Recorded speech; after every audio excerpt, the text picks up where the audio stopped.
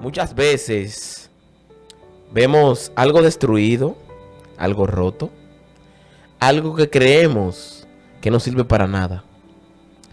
Y hay un libro muy reconocido que se llama Reconstruyendo con los pedazos.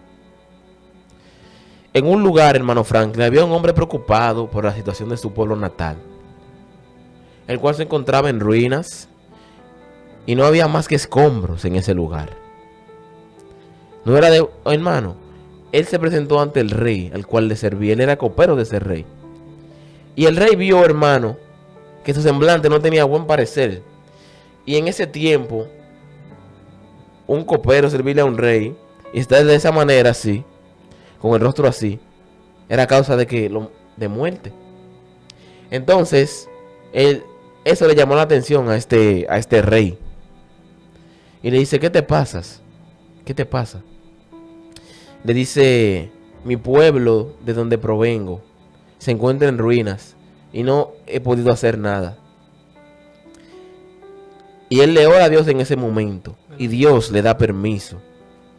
Pone el corazón en el corazón del rey ese permiso y se lo otorga. Y él va a ese lugar, hermano. Y él llega a ese lugar y con un grupo de hombres se pone en función y comienza a reconstruir lo que era antes su ciudad, hermano. Tuvo batallas, tuvo guerra. Con una mano trabajaba y con otra mano tenía una espada. Entonces, este hombre volvió a restaurar los muros caídos de Jerusalén. Amén. Y este es tu tema en tu segmento Escudriñando las Escrituras. Restauración espiritual, volumen 1. Amén, gloria a Dios. ¿Qué es restaurar o restauración? El significado bíblico de restauración es devolver a su estado original todas las dimensiones de la experiencia humana con Dios, desde lo material, como el caso de la restauración del templo, hasta lo espiritual para nacer de nuevo en Cristo. Restaurar es, en general, significa poner algo en estado en el que estaba antes. Pero a diferencia de lo que ocurre con los objetos, bíblicamente, hablando de restaurar, significa devolver el estado inicial, original, a algo. No permanece estático, experimenta crecimiento, mejora, hasta el punto de llegar a ser superior al estado inicial. Amén, gloria a Dios santo. Así que Nehemías, hermano, voy a mencionar su nombre, hermano, restauró lo que era Jerusalén. Entonces, muchas veces nosotros necesitamos, hermanos, ser restaurados por Dios. Necesitamos nacer de nuevo. O una restauración. Perdón, una regeneración. Entonces, ¿cómo ser restaurado por Dios, hermano Franklin? Buena pregunta, gloria a Dios. Antes de responderle, nuestro hermano Félix nos manda hola, hermanos. Nos saluda. También lo saludamos. Dios le bendiga, hermano Félix, en esta hora, en este momento que está compartiendo con nosotros en tiempo de gracia. ¿Cómo una persona puede ser restaurada, David? Yo te tengo un ejemplo muy hermoso, muy bello en la Biblia. Y es Pedro, el apóstol Pedro. Eso se encuentra en Juan, capítulo 21, verso 15. Usted lo puede buscar ahí donde usted se encuentra. Es una historia muy hermosa. La Biblia dice que cuando los discípulos estaban terminando su comida, Jesús se volvió a Pedro y le hizo la pregunta que éste más temía, pero que más necesitaba escuchar. Simón, hijo de Jonás, ¿me amas? Con esta simple pregunta, Jesús dejó al descubierto a Pedro y abrió la herida espiritual que amenazaba con tomar el alma de Pedro. Si el pecado de Pedro no hubiera sido confrontado directamente, si él no se hubiera arrepentido de ese pecado, ni hubiera sido perdonado de él mismo, el gran apóstol Pedro podría haberse pasado el resto de su vida lleno de amargura y sintiéndose destrozado. Hubiera sido simplemente otro pecador de Galilea. Jesús lo amaba demasiado como para dejarlo que a este le sucediera eso. ¡Qué hermoso! Esto que aconteció aquí con el maestro y Pedro. Estamos hablando de un hombre que negó a Jesús 3 veces. Lo negó 3 veces este hombre. Y hay una enseñanza muy hermosa de Jesús. El mejor restaurador, hermano David, se llama Jesucristo. Amén. Jesús sabía que había un problema en Pedro, que había una amargura, había un dolor. Este hombre necesitaba ser restaurado de verdad. Jesús ya había resucitado. Los muertos no comen, pero Jesús comió. Dice la Biblia que ellos estaban preparando la comida, quizá era el desayuno. Amén. Y en ese momento Jesús se detiene para preguntarle a Pedro. Quizá Pedro estaba esperando esta pregunta. ¿Por qué quizá Pedro estaba esperando esta pregunta? Porque él sabía que lo había negado. Lo había negado, hermano David, mirándolo de ahí, a Jesús dándole latigazo. Y usted sabe lo que pasó, que el gallo cantó y lo negó 3 veces. Amén. Entonces lo que más me llama la atención de esto es que Pedro, cuando Jesús le pregunta, ¿me amas?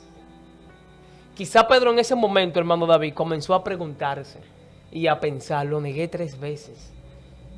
¿Cómo le voy a decir que lo amo? ¿No me va a creer? Yo lo negué. Pero me encanta lo de Pedro, David. Porque él dice, sí, Señor, te amo. Y Jesús vuelve y confronta a Pedro. Y le pregunta, ¿me amas? Y Pedro vuelve y le responde, sí, Señor, te amo. Y vuelve el Señor y le pregunta, que si lo amaba. Parece que el Señor estaba hablando de un amor fraternal. De ese amor que Él tuvo en la cruz por nosotros. Ese amor que no se puede comparar con nadie. Ese amor sincero y real. Parece que el Señor quería que Pedro de verdad lo amaba, como Él dijo antes de negarlo. Yo estoy dispuesto, Señor, a morir por ti, a estar encarcelado. Y parece que Jesús con esta pregunta estaba restaurando la vida de Pedro. Amén. Jesús, hermano David, podía cuestionarlo. Amén. Podía corregirlo, podía decirle lo que él hizo, pero él no lo hizo. Porque a Jesús de nosotros no nos interesa el pasado. El pasado no existe.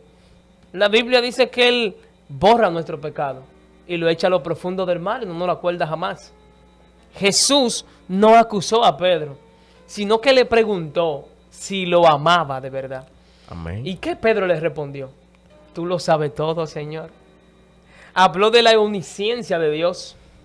Hermano David, ¿qué le hace pensar esta pregunta del Señor Jesús a Pedro para restaurarlo, para cambiarlo, para que este hombre dejara ese pasado? Restaurar es dejar el pasado, Amén. es cambiar, Amén. es reconocer que estamos mal. Así es. Y este fue Pedro. Lloró amargamente. Amén. El hombre estaba arrepentido. Restaurar también es arrepentirse. Amén. Cambiar, arrepentimiento es cambiar tu mentalidad, un cambio de propósito. Así es. Y ese era Pedro. Y el hermano Franklin, el ser restaurado empieza por el pensamiento. Siempre hablo de esto porque el pensamiento, o sea, la mente es lo que domina el cuerpo. Entonces, aquí tengo un relato, hermano, de un hombre que estaba en su palacio. Ese hombre se encontraba en su asiento y ve a una mujer, hermano. Enfrente de él hay una mujer que se está bañando y él la ve desnuda. En ese tiempo, dice la palabra de Dios, que era el tiempo de ir a la guerra y él se quedó en la casa ocioso. Se quedó como alguien que no tiene nada que hacer. Perezoso. Entonces, este hombre, al parecer la Biblia no lo dice así, pero al parecer pasaron muchos días, este hombre mirando a esa mujer, a la mujer de su prójimo, codiciándola, viéndola a sus ojos. Un hombre que tenía el corazón conforme al de Dios. Luego entonces comete el acto con esta mujer. Y luego él quiere remediar esto. Pero Dios se la sabe todo, hermano. Él como que se le había olvidado quién era Dios en ese momento. Eso es lo que hace el pecado. Este hombre fue destruido por el pecado. El hombre fue lacerado, fue dañado, fue corrompido. Y luego, hermano Franklin, manda a llamar al esposo de esta mujer, llamada Betsabé.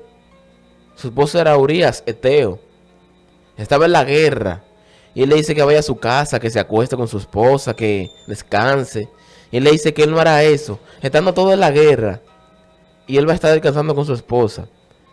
Entonces, lo que David no percibía que era un plan de Dios. ¿Cómo así? El descubrirlo, el restaurarlo nuevamente, el volver atrás, al volver a su estado original. Al principio. Él no, en ese momento, no percibía. Parece que el reinado se le hubiese subido a la cabeza.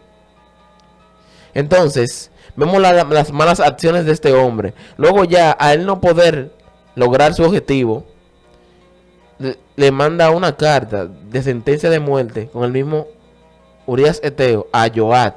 Y le dice que ponga a Urías en lo más recio de la batalla. Para él librarse de eso. Ya me libré de este problema.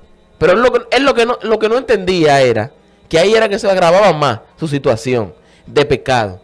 Porque todo inicia por un pensamiento. Usted lo acaricia, hermano. La intención de su corazón. Usted amasa ese pensamiento. Luego, hermano, lo lleva a la práctica. Dice una enseñanza. Dice lo siguiente. Los pensamientos se manifiestan como palabras. Las palabras como actos. Y los actos te construyen estructurando hábitos. Y los hábitos se solidifican creando el carácter. Este libro se llama Así como un hombre piensa, por James Allen. Este hombre está diciendo aquí que todo inicia por el pensar. Esa manera de pensar crea un hábito. Ya David tenía ese hábito. Ya él lo había creado en ese tiempo. Su mente no veía otra cosa. Entonces este hombre peca delante de Dios. Pasa un tiempo, hermano. Pero el profeta Natán, hermano, después de un tiempo, enviado por Dios al rey David, le envía a decir una parábola, de la cual él está muy divorciado de que Dios le está hablando a él mismo. Y dice, había un hombre que tenía un corderito. Y sabemos todos el relato de esa parábola. Luego entonces, dice la Biblia que David se enfureció bastante. ¿Verdad? Entonces vamos a ver lo que dice en esa parábola. Después de que él le dice todo eso. Yo, elitita, para hacerla tu mujer, jamás se apartará de tu casa la violencia. Yo, el Señor, declaro, voy a hacer que el mal contra ti surja de tu propia familia, y en su propia cara tomaré a tus mujeres y se las entregaré a uno de tu familia, el cual se acostará con ellas a plena luz del sol. Si tú has actuado en secreto, yo voy a actuar en presencia de todo Israel y a plena luz del sol. David admitió ante Natán, he pecado contra el Señor. Me encantó, porque David admite, una cosa que hay que hacer para ser restaurado es reconocer, hermano Franklin. Amén, así es. Y hay un verso muy hermoso del mismo, de David. Amén. Que está en Proverbios, capítulo 28, habla del mismo. Capítulo 28, verso 13. Y es que dice de esta manera, y el que encubre sus pecados no prosperará, mas el que lo confiesa y su aparta alcanzará misericordia. Estamos hablando de que este hombre está dando una enseñanza de que él no se quedaba con el pecado oculto, sino que él era restaurado cuando él venía a la presencia de Dios y él confesaba el pecado. Dios tenía misericordia de David. ¿Sabe qué hacía? Lo perdonaba. Amén. Entonces este mismo David, en el Salmo 51, la Biblia habla claramente que él se arrepiente por aquel pecado. Y este hombre, la Biblia dice en el primer verso, dice, Dios mío, tú eres todopoderoso. Ten compasión de mí. Tú eres compasivo. No tomes en cuenta mis pecados. Verso 2. Quítame toda mis maldad. Quítame todo mi pecado. En el verso 7 también dice, quítame la mancha de pecado y quedaré limpio. Lávame de todo mi ser y quedaré más blanco que la nieve. Verso 10. Dios mío, no me dejes tener malos pensamientos. Cambia todo mi ser. Verso 12. Dame tu ayuda y tu apoyo. Enséñame a ser obediente y así volveré a ser feliz. Amén. Era restaurado este hombre mientras oraba. Pero, hermano, eso que usted lee se refiere a esto que le pasó. Exacto. Para que usted vea cómo encaja la lectura. Pero vamos a ver, hermano, qué le dice Natán a David. El Señor te va a castigar a ti por tu pecado y no morirás. Pero como has ofendido gravemente al Señor, tu hijo recién nacido tendrá que morir.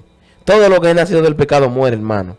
Dice en Romanos, la paga del pecado es muerte. Es muerte, hermano. Viene la muerte espiritual y la muerte física. Perdón, viene la muerte espiritual. Pero físicamente tú no te sientes bien. Porque lo espiritual, hermano, es algo terrible. El tú pecar y ser nuevamente reconstruido. Entonces, hermano, David reconoce y acepta su paga. Luego de haber reconocido que, hermanos, que hemos fallado, viene el proceso de reconstrucción y de restauración. Que viene siendo el proceso de regeneración, o de ser regenerado, cambiado, nacer de nuevo, volver atrás. Entonces, al ver que David aquí reconoce que él ha pecado ante Dios, pasa lo siguiente. Ok, ya él tiene la paga de su pecado, y es la sentencia que Dios manda a través de Natán. Pero luego viene lo que es, hermano, después de todo eso, para David viene el tiempo de paz. Ya él pagó por lo que hizo, pero ya este hombre es un hombre restaurado. Y él a Salomón le pasa su legado mediante Dios y le dice que sea hombre, que se esfuerce. Y hermoso porque él no volvió a cometer el mismo pecado. No, nunca. Y cuando tú de verdad te arrepientes y eres restaurado, tú no vuelves y caes en el mismo pecado. Tú puedes pecar porque eres humano, pero no en el mismo, porque hubo una restauración. El Señor te enseñó a través de que te corrigió, porque a David el Señor lo corrigió, lo castigó, a través de cobrarle por ese pecado que él cometió. Entonces es una gran enseñanza. Pero también, hermano David, hay un hombre que necesitaba una restauración en la Biblia. Un hombre muy famoso, muy conocido, y es Job. El hombre perdió 10 hijos, perdió toda su riqueza, era el hombre más rico del Oriente, la Biblia enseña. Y dice la Biblia, aquí es que me encanta, que la Biblia enseña en Job capítulo 42, verso 10, que cuando este hombre oraba por sus amigos, Dios quitó la aflicción de Job y le devolvió todo al doble. Fue restaurado todo lo de Job, hermano David. Amén. Dios lo restauró. Entonces, cuando sentimos que lo hemos perdido todo, Dios promete devolvernos, incluso más de lo que nos robaron. Amén. Eso pasó con Job. Así es. Lo restauró. Dios puede y está dispuesto a restaurar lo que se perdió. Amén. ¿Qué se perdió en el huerto del Edén entre Adán y Eva? Se perdió una comunicación, una relación entre padre e hijo, entre Dios y Adán y Eva. Se perdió, se rompió. Donde ellos tenían un compañerismo, una relación. Pero Dios no actúa como nosotros, hermano David. Dios actúa diferente. Porque tú te imaginas que Dios se hubiera olvidado de Adán y Eva. ¿Dónde estuviera usted? ¿Dónde estuviera ese público ahora precioso, escuchando a Tiempo de Gracia? ¿Dónde estuviera? Pero Dios tenía un plan. Tenía un plan B, un plan hermoso, que era de Él enviar a su único hijo, Juan 3:16, a la tierra, a morir por nosotros, a restaurarnos del pecado, de la maldad, de lo que quiere reinar, que por la maldad de muchos, dice la Biblia en Mateo 24, el amor de pocos se enfriará. El Señor vino a restaurar eso. El Señor quiere que haya una restauración en nuestras vidas, para que haya un antes y un después. Amén. Gloria al nombre del Señor. Eso quiere Dios con nosotros. Y hay otro ejemplo, hermano. En la Biblia tenemos un ejemplo en el libro de Jueces, que habla de un juez llamado Sansón. Este hombre, Dios lo trajo con un propósito a la tierra, y fue el de defender al pueblo de Dan, a la tribu de Dan, del pueblo de los filisteos. Y vemos que este hombre, esta familia, Manoah y su madre, reciben de parte de un ángel enviado por Dios, una noticia.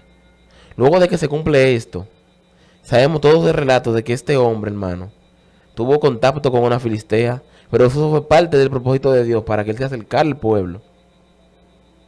Luego vemos que al final de su jornada, al final de su ministerio, está con una mujer llamada Dalila.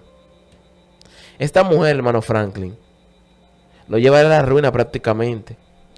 Pero luego vemos que después que le sacan los ojos, que él está en ese lugar, en esa muralla, vemos que él le ora a Dios y le pide que le perdone y que le dé fuerza nuevamente para él acabar con sus enemigos. Y ahí Dios lo restauró. Le devolvió la fuerza. Santo, gloria a Dios. Entonces vimos que la Biblia dice que él murió con todos los filisteos, pero dice que descansó. Si descansó, hermano, fue que Dios le dio una oportunidad. Tuvo una restauración. Entonces, muchas veces nosotros somos lastimados, tenemos marcas del pasado, tenemos situaciones adversas que nos pasan y dejamos que eso trabaje en nosotros y que seamos personas dañadas y dañemos a otros. Pero cuando entregamos a Dios lo que somos y dejamos que Él sane esas heridas, que Él vuelva a formar ese barro, que vuelva a hacernos diferente, ese alfarero que sabe cómo reconstruirlo, cómo reestructurarlo, cómo volvernos a nuestro estado original, al estado que Él quiere que estemos, y dejamos que sea Él que trabaje en nosotros, las cosas son diferentes. Amén, así es, gloria a Dios. Y yo sé que hay muchas personas, hermano David, ahora en este momento, viendo a Tiempo de Gracia, personas que aún no son cristianas, personas que son muy temerosas de Dios, personas que necesitan ser restaurados de verdad, necesitan tener un encuentro con Cristo. Y yo quiero decirle de manera especial a esas personas que el Señor está dispuesto a restaurarlo. Así como el Señor restauró a Pedro, como después que Él resucitó se le apareció, no lo juzgó, no lo criticó, no lo señaló. Y mira, ellos estaban ahí, los 11 discípulos, ahí desayunando cuando Jesús resucitó. Y Pedro lo negó en público. Había muchas personas cuando él lo negó 3 veces. Había muchos guardias, mucha gente ahí mirando cómo castigaban a Jesús. Y lo que me encanta de Jesús es, escucha esta palabra, usted que está escuchando, que Jesús no hizo lo mismo. Marcó la diferencia. Amén. Entonces, eso llamó quizá la atención en Pedro, de que Pedro fuera diferente y dijera de verdad que Él me ama. De verdad que Jesús es el verdadero el restaurador. Verdaderamente que Jesús es el que cambia. No me juzgó, me amó. No miró mi condición. Entonces el Señor no mira tu condición. Él no mira lo que tú has hecho. ¿Sabe por qué? Porque Él te ama. Amén. Te ama con un amor fraternal, un amor eterno, un amor infinito, un amor que no se acaba.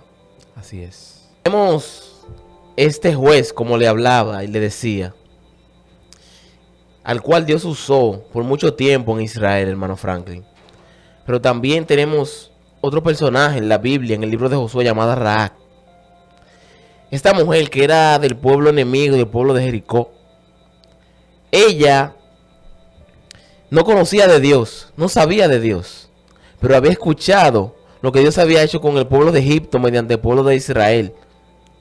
Vemos que ellos, hermano Franklin, están atemorizados. Dice la palabra en el libro de Josué que los portones de Jericó estaban cerrados, y bien cerrados, a causa de los hijos de Israel.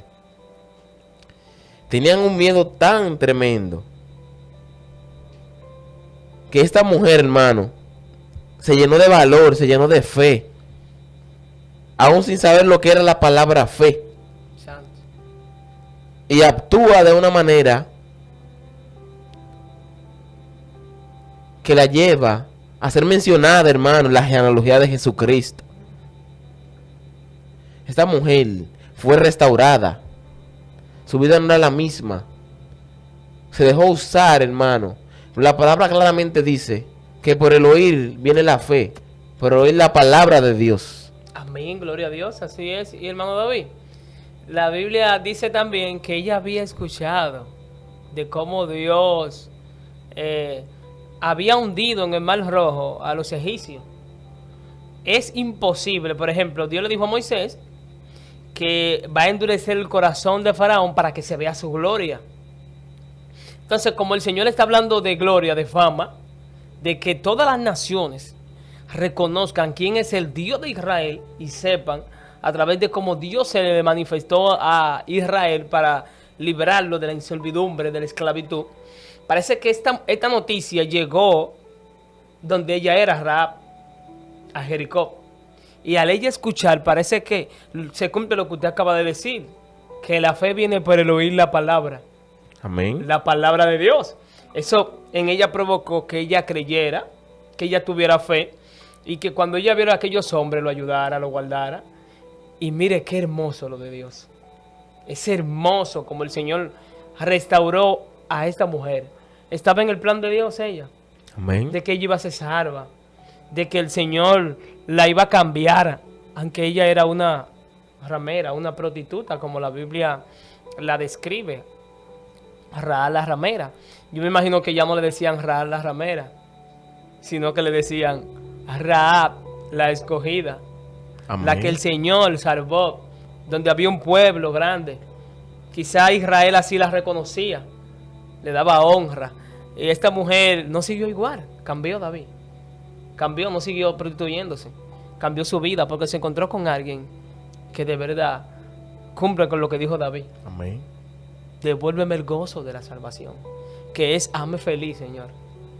Dame estabilidad. Le dio estabilidad, hizo que ella se sintiera feliz.